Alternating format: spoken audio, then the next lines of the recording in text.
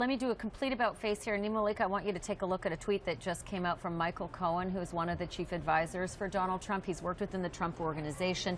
He said this: the NBC Wall Street Journal poll has @real Donald Trump beating crooked Hillary on honesty and national security. This picture says it all. And if you read what the meme says, and I'll quote the meme here: I presided over $6 billion lost at the State Department, sold uranium to the Russians through my faux charity, illegally deleted public records, and murdered an ambassador. This show is called Legal View because we know a thing or two about the law, and Michael Cohen is a lawyer. That there is libel. To suggest that a woman murdered an ambassador, look, it's not as though Hillary Clinton's team is about to go and launch some litigation on this, but that's pretty strident stuff.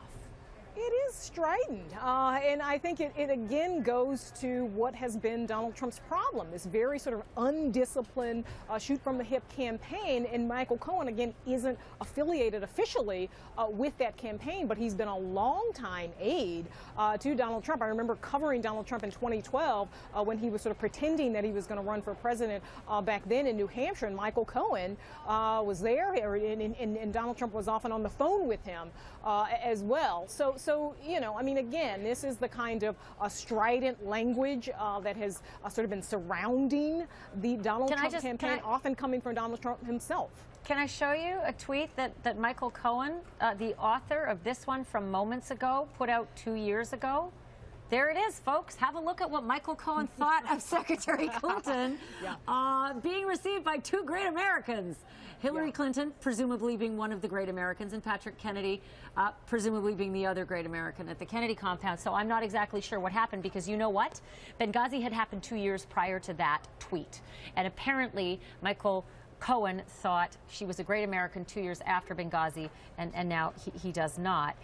Also, Nima Malika, just quickly, is it Michael Caputo who resigned after the Ding Dong the Witch is Dead once Corey Lewandowski was fired for that kind of a language in a tweet? I mean, Ding Dong the Witch is Dead is not Hillary Clinton murdered an ambassador.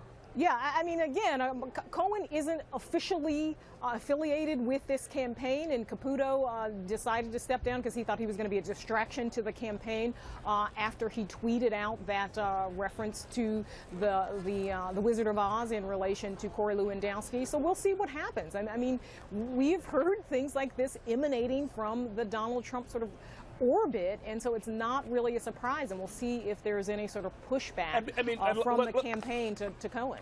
Let's be clear that this is a distraction. I mean, that same NBC Wall Street Journal poll that he's referring to that has Trump ahead on honesty or trustworthiness has Clinton ahead in actually winning the election by something like 8 points. Yeah, and there's an ABC News poll as well out today that's showing Hillary Clinton ahead in fighting terror as well. I mean, I'm sure that he'll want to tweet something about that. But you know what? Let's just be really frank here, people. Don't call someone a murderer of an ambassador, for God's sake. It's offensive to Americans who really want the truth and what's going on in politics. Please give us a break. Campaigning. Errol Lewis, Nima Malika Henderson, Christina Alessi. Thank you. Nearly lost my cool. Thank you. Well, I did lose my cool, effectively.